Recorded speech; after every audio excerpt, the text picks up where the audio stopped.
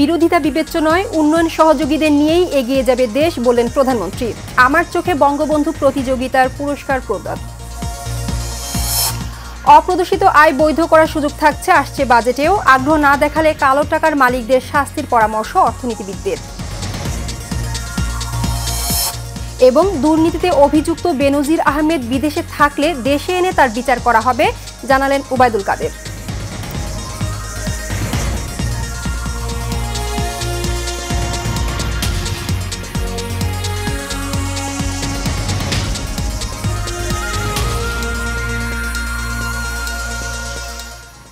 স্বাগত এশিয়ান নিউজে, আপনাদের সাথে আছি আমি রেখা হক। শুনছিলেন বিআরবি কেবল ইন্ডাস্ট্রিজ লিমিটেড সংবাদ শিরোনাম, এবার বিস্তারিত।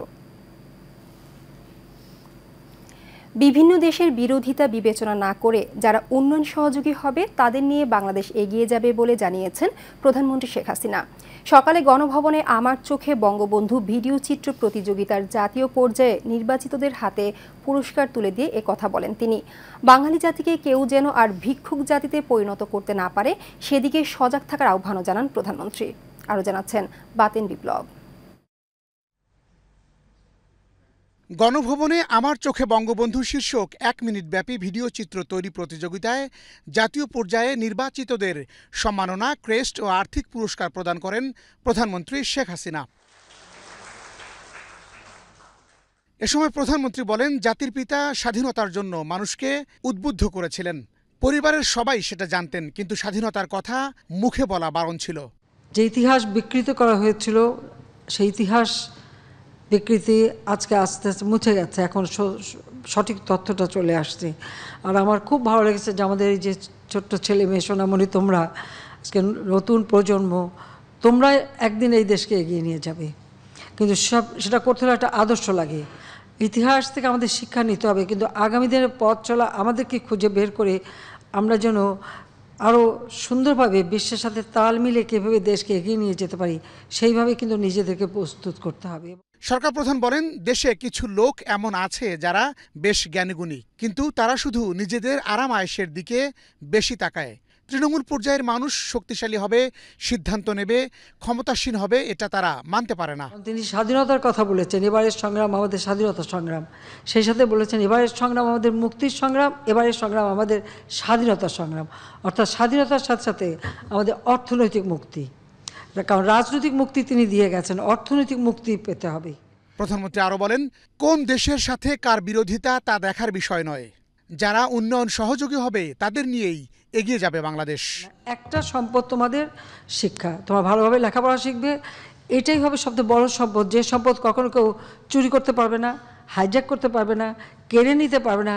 কেড়ে নিলেও কিন্তু তোমার জ্ঞানটা তো কেড়ে নিতে পারবে না, কারণ বাংলাদেশে কিন্তু কেড়ে নেওয়ার ঘটনাও ঘটেছে। 15 আগস্টের পর বাঙালিকে যেভাবে ভিক্ষুক জাতিতে পরিণত করা হয়েছিল তেমন যেন আর না হয়, সেজন্য সবসময় সজাগ থাকার তাগিদ দেন প্রধানমন্ত্রী। বাতেন বিপ্লব, এশিয়ান টেলিভিশন, ঢাকা।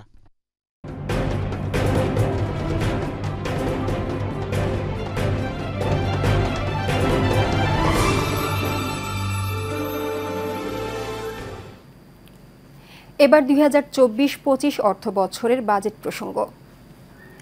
10% থেকে বাড়িয়ে 15% কর দিয়ে কালো টাকা সাদা করার সুযোগ থাকছে আসছে বাজেটেও। এই সুযোগ আদৌ কেউ নেবে কিনা তা নিয়ে আশঙ্কা রয়েছে। বিশেষজ্ঞরা বলছেন, এর আগেও এই ধরনের সুবিধা থাকলেও খুব বেশি আগ্রহ দেখা যায়নি অপ্রদর্শিত অর্থ অর্জনকারীদের। তাই এই সুযোগ গ্রহণ না করলে কালো টাকার মালিকদের আইনের আওতায় আনার পরামর্শ অর্থনীতিবিদদের। কাউসার আহমেদের রিপোর্টে বিস্তারিত। ঘাত প্রতিঘাত, বিভিন্ন জায়গায় যুদ্ধ পুরো বিশ্বের অর্থনীতিতে একটি টালমাটাল পরিস্থিতি তৈরি করেছে। এর ব্যতিক্রম নয় বাংলাদেশও। কিন্তু সম্প্রতি দেশ থেকে বিপুল পরিমাণ অর্থ পাচার হয়ে যাওয়ায় বিপাকে পড়েছে অর্থনৈতিক খাত। ফলে সেসব টাকা দেশে ফিরিয়ে আনবার লক্ষ্যে একই সাথে যারা অপ্রদর্শিত অর্থ অর্থাৎ কালো টাকার মালিক বনেছেন তাদের টাকা সাদা করার সুযোগ দেওয়া হচ্ছে বলে বিভিন্ন সূত্রে জানা গেছে। 2 বছর আগে 10% কর দিয়ে অপ্রদর্শিত অর্থ বৈধ করার সুযোগ দেওয়া হয়েছিল, কিন্তু তেমন সাড়া না পাওয়ায় পরে এই সুযোগ বাতিল হয়। ফলে এবারেও যারা এই সুযোগ কাজে না লাগাবে তাদেরকে আইনের আওতায় আনার দাবি বিশেষজ্ঞদের। এটার আইন কানুন এমনভাবে করতে হবে যাতে যার কাছে কালো টাকা আছে সেই যাতে মনে করে যে এটা আমার সর্বশেষ সুযোগ, আমাকে অর্থনীতিতে এরকম সুযোগ আর পাবো না, যদি আমার না হয় তাইলে তার বিরুদ্ধে কিন্তু যাদের থাকে মনে করে তাদের বিরুদ্ধে কিন্তু কঠোর অবস্থানে গেলে এটা সাকসেসফুল হবে। এবং এটা যেই সরকার যে কোনো সরকারের যদি এটা কোনো উদ্দেশ্য নিয়ে যদি দিয়ে থাকে তাহলে উদ্দেশ্য সফল হবে। কিন্তু আরেকটা দরজা খোলা রেখে, দুইটা দরজা একসাথে যদি খোলা রেখে তাহলে এই দরজা দিয়ে কোনো লোক ঢুকবে না। তাহলে এটা কি হলো? এটা তো লোনটা দেওয়া হয়েছে তার ইন্ডাস্ট্রি পরিচালনার জন্য, সেই ইন্ডাস্ট্রি বন্ধ, ইন্ডাস্ট্রির জন্য লোন নিয়ে সে টাকাটা বাইরে পাচার করে দিচ্ছে। তারপরে সে ইম্পোর্ট করতেছে, ইম্পোর্টের ওভার ইনভয়েস করে টাকাটা বাইরে পাচার করতেছে। এখানে আমার টাকা বাইরে চলে যাচ্ছে। এক্সপোর্টের ক্ষেত্রে টাকা যেটা রেমিটেন্স হয়ে আসবে সেখানে এই দেশে না আসিয়া আরেক দেশে সে জমা করতেছে। একটা পোর্শন এখানে হয়তো আসে মিনিমাম, এবং অনেক টাকা প্রায় 3 কোটি 4 কোটি, মানে 300 না 400 কোটি ডলারের মতন বাংলাদেশ ব্যাংক কিছুদিন আগে বলল যে এটা এখনও কিন্তু আনসেটেলড। এক্সপোর্ট প্রসিড আসছে মানে আপনার এখন থেকে 3 বছর আগে, সেই টাকাও এখনও ঢুকে নাই বাংলাদেশে। তাহলে কী হলো? তাহলে হোয়াট ইজ দ্য ফাইন্যান্সিয়াল অ্যাডমিনিস্ট্রেশনে সেখানে হু আর রেসপন্সিবল? স্বাধীনতার পর থেকে নানাভাবেই কালো টাকা বিনিয়োগের সুযোগ দেওয়া হয়, তবে এই টাকা ফেরত না এসে উল্টো আরও টাকা বাইরে চলে যাচ্ছে বলে মত তাদের। সেজন্য রাজনীতিকেই দুষছেন তারা। রিসেন্টলি আপনি দেখেন যে দুদকে অনেকগুলা অ্যাকশান নিতেছে, এগুলা যদি আপনার অনেক আগের থেকে নিত তাহলে কী হয়তো চিন্তা করেন। বাংলাদেশে কিন্তু আমাদের রিসোর্স যেটা বাইরে চলে যাচ্ছে সেটা কিন্তু আমাদের ভিতরে থাকতো। আপনি দেখেন রেমিটেন্সের টাকা যেটা বাংলাদেশে আসার কথা 26 বিলিয়ন আসে, আর আমাদের দেশে ইলিগাল ওয়ার্কাররা, বিদেশি ওয়ার্কাররা কাজ করে উইদাউট ওয়ার্ক পারমিট, তারা আপনার 13 বিলিয়ন নিয়ে যেতেছে। তো তাহলে প্রবলেম তো হবে না। এটা তো আপনি যে সমস্ত ডিপার্টমেন্টগুলা responsible to handle this things, এই বিষয়গুলোকে, সেটা যদি তারা ঠিক মতন মানে ম্যানেজ করে তাহলে তো আপনার এই টাকা আমার রিজার্ভের পরিমাণ এখনই তো 50 বিলিয়ন থাকতো। আর কাছে যদি অপশন যদি এরকম খোলা থাকে, সেই যদি মনে করে যে এরকম সাদা না করে আমি তো এই দেশে থাকতে পারবো, কখনো কিন্তু এটাতে শুধু 7-8 যখন 111-এর সরকার ছিল সেখানে বুঝতে সর্বোচ্চ আমরা পাইছি। এরপর বিশ্বাস করে প্রত্যেকবারে আপনি নিজেই বললেন যে ফ্রাস্ট্রেটিং ফিগার কিন্তু আমরা পাইছি। আমরা কখনো যে এটা হয় নাই যে 1 লাখ কোটি টাকা আমার হয়ে গেছে, হ্যাঁ আমি ট্যাক্স পেয়ে গেছি। স্বাধীনতার অর্ধশতাধিক বছরে এই পর্যন্ত মোট 21 বার নানাভাবে কালো টাকা সাদা করার সুযোগ দেওয়া হয়েছে। ওয়ান অফ দ্য উদ্দেশ্য থাকবে মূল্যস্ফীতিকে নিয়ন্ত্রণ করা। কাউসার আহমেদ, এশিয়ান টেলিভিশন, ঢাকা। যাচ্ছি অন্যান্য প্রসঙ্গে। বিএনপি কখনো দুর্নীতিবাজদের বিরুদ্ধে ব্যবস্থা গ্রহণ করতে পারেনি, তারা নিজেরাই দুর্নীতির মহারাজা বলে মন্তব্য করেছেন আওয়ামী লীগের সাধারণ সম্পাদক, সড়ক পরিবহন ও সেতুমন্ত্রী ওবায়দুল কাদের। ধানমন্ডি আওয়ামী লীগ সভাপতির রাজনৈতিক কার্যালয়ে ব্রিফিংয়ে একথা বলেন তিনি বলেন, বিএনপি ক্ষমতায় আসলে দুর্নীতির মহোৎসব হবে। এছাড়া দুর্নীতিতে অভিযুক্ত বেনজির আহমেদ বিদেশে থাকলেও বিচার চলবে, দোষী সাব্যস্ত হলে তাকে দেশে ফিরতেই হবে, সরকার কোনো ছাড় দেবে না বলেও জানান ওবায়দুল কাদের।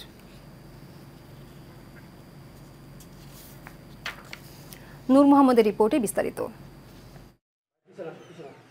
রাজনৈতিক অঙ্গনে চলমান সমসাময়িক নানান বিষয় নিয়ে আওয়ামী লীগ সভাপতির ধানমন্ডির রাজনৈতিক কার্যালয় থেকে সংবাদ সম্মেলন করেন দলটির সাধারণ সম্পাদক, সড়ক পরিবহন ও সেতুমন্ত্রী ওবায়দুল কাদের।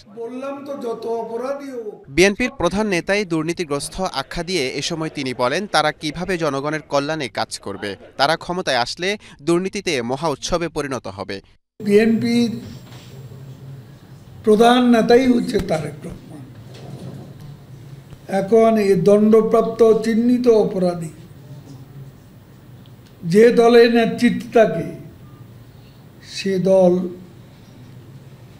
জনগণের কল্যাণে কাজ করতে পারে না, এবং সেই দলের জনগণের কাছে বিশ্বাসযোগ্যতার প্রমাণ রাখতে পারে না।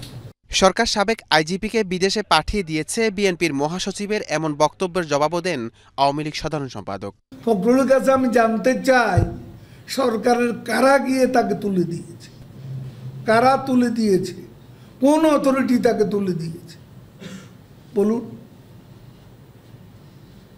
অন্ধকারে ডিল ছুড়লে হবে না। ৭৫ পরবর্তীকালে কোনো সরকার দুর্নীতিবাজদের বিরুদ্ধে ব্যবস্থা নেওয়ার সৎসাহস দেখাতে পারেনি জানিয়ে ওবায়দুল কাদের বলেন, যত বড় অপরাধী হোক কাউকে ছাড় দিবে না প্রধানমন্ত্রী। সৎসাহস দেখাতে পারেনি শেখ হাসিনা সরকার, সেটা দেখিয়েছে। নূর মোহাম্মদ ভূঁইয়া, এশিয়ান টেলিভিশন, ঢাকা। ২১শে আগস্ট প্রধানমন্ত্রী শেখ হাসিনাকে হত্যার জন্য গ্রেনেড হামলা করে বিএনপি। তারা এই গ্রেনেড হামলার মাধ্যমে দেশকে আবার পাকিস্তান বানাতে চেয়েছিল বলে মন্তব্য করেছেন বঙ্গবন্ধু সৈনিক লীগের সভাপতি এবং এশিয়ান টেলিভিশন ও এশিয়ান গ্রুপের চেয়ারম্যান বীর মুক্তিযোদ্ধা আলহাজ হারুন উর রশিদ সিআইপি। বঙ্গবন্ধু সৈনিক লীগের যশোর জেলা শাখার প্রথম ত্রিবার্ষিক সম্মেলনে উদ্বোধকের বক্তব্যে তিনি একথা বলেন। হাসিবুর রহমান শামীমের তথ্য ছবিতে আরও জানাচ্ছেন মাজহারুল আমিন শুভ। বঙ্গবন্ধু সৈনিক লীগ যশোর জেলা শাখার প্রথম ত্রিবার্ষিক সম্মেলন অনুষ্ঠিত হয়েছে। শহরের পুলেরহাটি স্কাউট ভবনের অডিটোরিয়ামে এই সম্মেলনের আয়োজন করা হয়। অনুষ্ঠানে উদ্বোধক হিসেবে উপস্থিত ছিলেন বঙ্গবন্ধু সৈনিক লীগ কেন্দ্রীয় কার্যনির্বাহী কমিটির সভাপতি, এশিয়ান টেলিভিশন ও এশিয়ান গ্রুপের চেয়ারম্যান বীর মুক্তিযোদ্ধা আলহাজ হারুনুর রশিদ সিআইপি। এ সময় তিনি বলেন, প্রধানমন্ত্রী শেখ হাসিনাকে হত্যার মাধ্যমে এই দেশকে বিএনপি আবারও পাকিস্তান বানাতে চেয়েছিল। প্রধানমন্ত্রী যদি কোনো কিছু হয়ে যায়, খোদা না করুক, তাহলে এই দেশে রক্তের বন্যা বাড়বে, রক্তের বন্যা বাড়বে। কারণ বিএনপি পাগল হয়ে গেছে না। জিয়া রহমান, মোশতাক, এরা বুদ্ধি করে আর্মির সাথে ষড়যন্ত্র করে এই দেশে পাকিস্তানের হাতে উঠানোর জন্য এই চেষ্টাটা করছিল। প্রধানমন্ত্রীর ১৫ বছর ৪ মাসের এই শাসন আমলে দেশের আমূল পরিবর্তন এসেছে বলেও মন্তব্য করেন বঙ্গবন্ধু সৈনিক লীগের সভাপতি। আর কোনো যেন বিপদ না আসে, আর কোনো শত্রু যেন কোনো রকমে চেষ্টা করে বিপদ না আনতে পারে। আল্লাহ যেন তাকে সুস্থ রাখে, ভালো রাখে।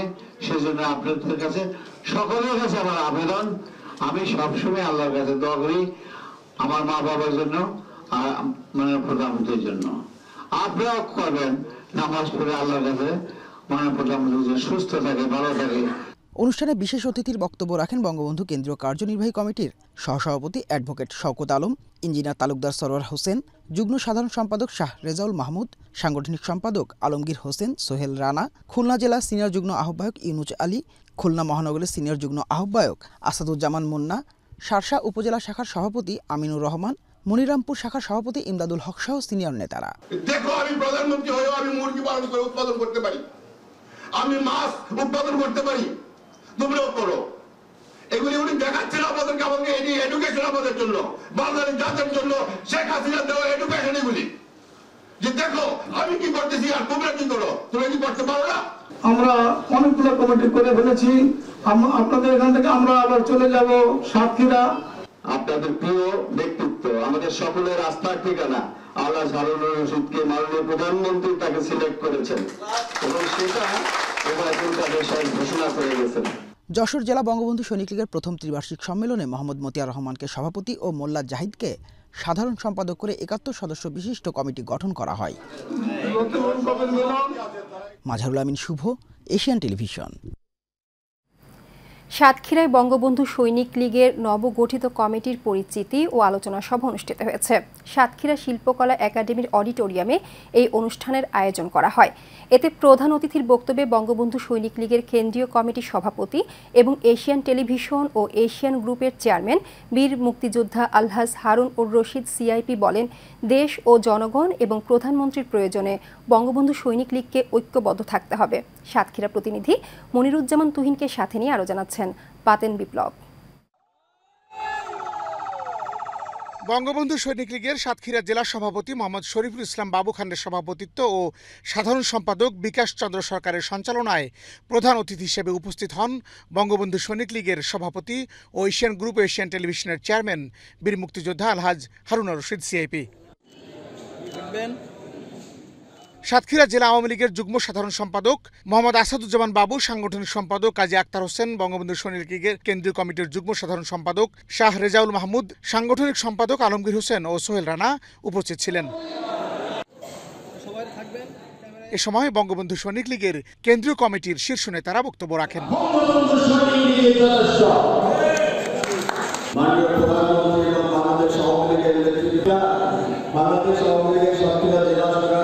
সম্মানিত সাধারণ সম্পাদক আছে, আমরা দেখেছি এখানে দুটি কমিটি। বঙ্গবন্ধু সৈনিক লীগের সভাপতি বীর মুক্তিযোদ্ধা আলহাজ হারুনুর রশিদ সিআইপি বলেন, অস্ত্র হাতে যুদ্ধে অংশ নিয়ে দেশ স্বাধীন করার পর থেকেই তিনি শেখ হাসিনার পাশে আছেন। আগামীতে বঙ্গবন্ধু কন্যার যে কোনো প্রয়োজনে জীবন দিতে প্রস্তুত তিনি। আমি একজন বঙ্গবন্ধু সৈনিক লীগের সভাপতি হিসাবে বলতে চাই, আমি একজন বীর মুক্তিযোদ্ধা, আমি সিআইপি, আমি ইন্ডাস্ট্রিয়ালিস্ট। এ সময় তিনি নেতাকর্মীদের ঐক্যবদ্ধ থাকারও আহ্বান জানান। আমাদের বঙ্গবন্ধু সৈনিক লীগকে শক্তিশালী করার জন্য মিলিয়ে ঝিলে কাজ করতে হবে এবং দেশের মাননীয় প্রধানমন্ত্রী নেতৃত্বে এই বঙ্গবন্ধু সৈনিক লীগ যেভাবে হুকুম দিছে, আপনারা থানা লেভেলগুলা কমপ্লিট করবেন। কমপ্লিট করার পরে আবার প্রয়োজন হয় আমি আসবো, আমাদের যারা আছে তাদের নিয়ে আসবো, আইসা আবার সব থানা লেভেল সহকারে আলোচনা করে যাব এবং দেখা যাবো আপনারা কেমন করছেন। সভায় সাতক্ষীরা জেলা আওয়ামী লীগের সাধারণ সম্পাদক, জেলা পরিষদের চেয়ারম্যান মোহাম্মদ নজরুল ইসলাম সহ বিশিষ্ট ব্যক্তিরা উপস্থিত ছিলেন। বাতেন বিপ্লব, এশিয়ান টেলিভিশন।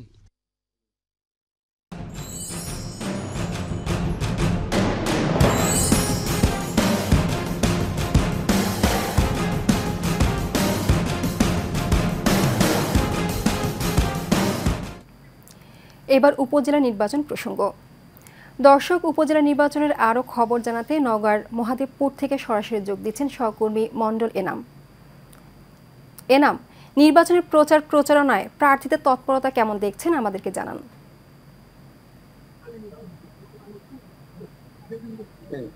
জি লাকি, আপনি রেখা যেমনটি জানতে চেয়েছিলেন নির্বাচনের সর্বশেষ পরিস্থিতি। আমি নওগাঁ উপজেলার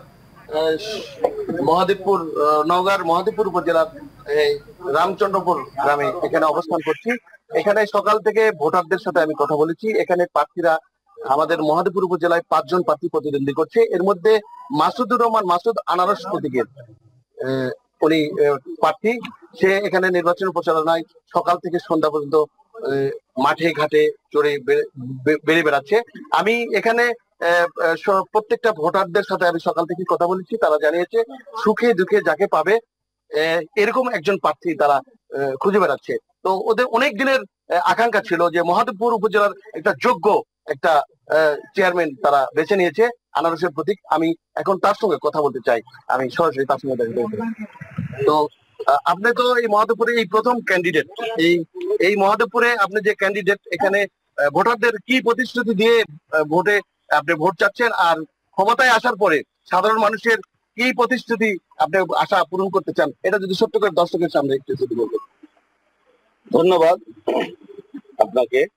আসলে আপনি আজকে এখানে উপস্থিত হয়ে মহাদেবপুর উপজেলাবাসীর মতামত জানতে চেয়েছেন, এই কারণে এশিয়ান টিভিকে ধন্যবাদ সহ আপনাকে ধন্যবাদ।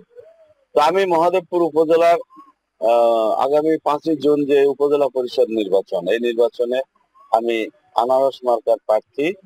আমি এই প্রথম মহাদেবপুরে ভোটের মাঠে আছি, প্রথম প্রার্থী হয়েছি। তো মানুষের কাছে আমার যে মেসেজ, যে মহাদেবপুরে মানুষের কাছে আমি যখন ভোট চাইতে যাই তখন মানে মানুষের একটাই চাহিদা, সেটা হচ্ছে যে আপনারা জনপ্রতিনিধি যখন নির্বাচিত হন, নির্বাচিত হওয়ার পরে আপনারা আর কখনো সাধারণ মানুষের সঙ্গে দেখা করেন না।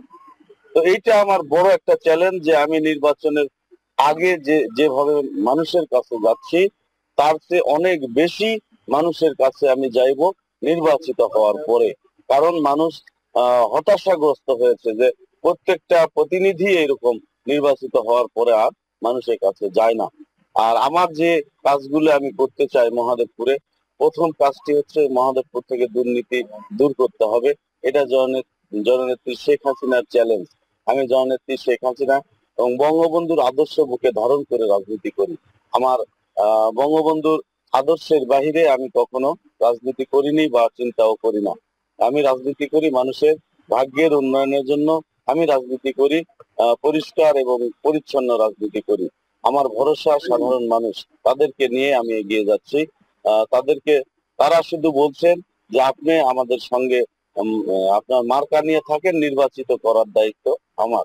আসলে আমি যখন কোনো জায়গায় ভোট চাইতে যাই তখন আমি আর কি মানুষের কাছে ভোট চাইবো? সাধারণ মানুষ আমার কাছে আনারস মার্কার ভোট চায় যে আপনি দয়া করে আনারস মার্কায় একটা ভোট দিবেন।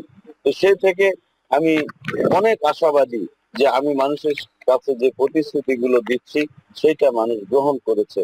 তার মধ্যে দুর্নীতি দূর এবং যুব সমাজকে মাদক থেকে সরে নিয়ে আসা এবং জননেত্রী শেখ হাসিনার যেসব উন্নয়নমূলক কাজ হয় সেই কাজগুলো আমরা তদারকি করে সেই কাজগুলো যাতে সুন্দরভাবে পরিচালিত হয় এবং জননেত্রী শেখ হাসিনা বাংলাদেশের তৃণমূল মানুষ, দরিদ্র মানুষ, হতদরিদ্র মানুষের জন্য যেসব কর্মসূচি হাতে নিয়েছেন সেই কর্মসূচিগুলো যেন সত্যিকারের যে হতদরিদ্র মানুষের জন্য জননেত্রী শেখ হাসিনা দিয়েছেন সেই মানুষগুলোকে খুঁজে বের করে তাদের হাতে জননেত্রী শেখ হাসিনার এই অনুদানগুলো আমি তুলে দিতে চাই।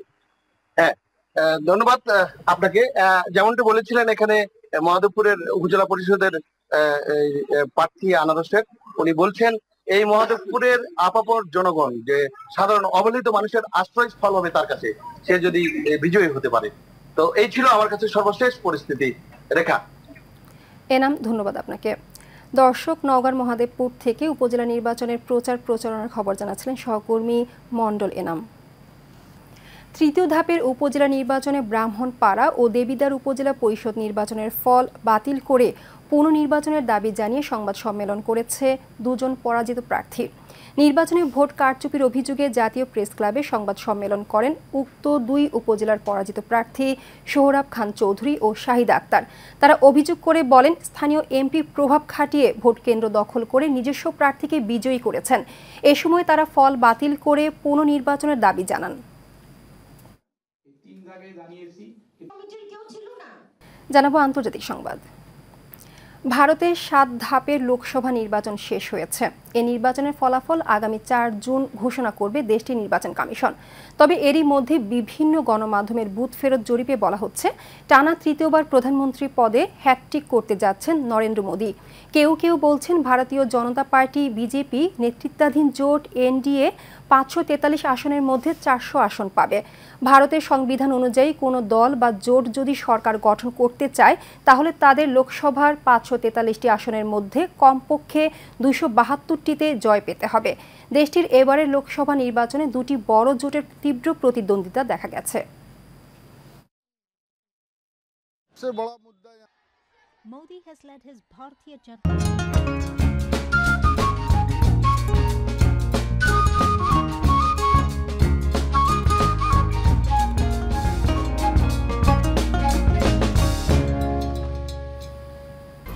HM Expert B500 CWR স্বাধীনতার সুবর্ণ জয়ন্তীতে নতুন বাংলাদেশ গড়ার প্রত্যয়। HM Steel B500 CWR।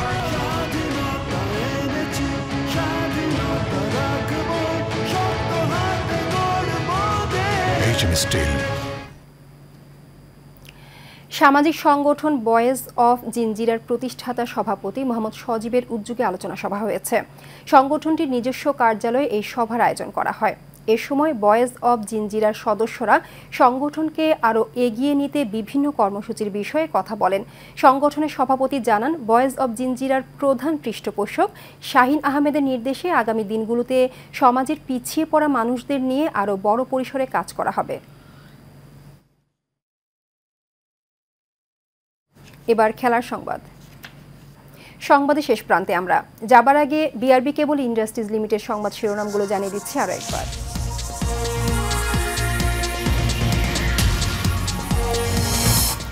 বিরোধিতা বিবেচ্য নয়, উন্নয়ন সহযোগীদের নিয়েই এগিয়ে যাবে দেশ বললেন প্রধানমন্ত্রী। আমার চোখে বঙ্গবন্ধু প্রতিযোগিতার পুরস্কার প্রদান। অপ্রদর্শিত আয় বৈধ করার সুযোগ থাকছে আসছে বাজেটেও, আগ্রহ না দেখালে কালো টাকার মালিকদের শাস্তির পরামর্শ অর্থনীতিবিদদের। এবং দুর্নীতিতে অভিযুক্ত বেনজির আহমেদ বিদেশে থাকলে দেশে এনে তার বিচার করা হবে জানালেন ওবায়দুল কাদের।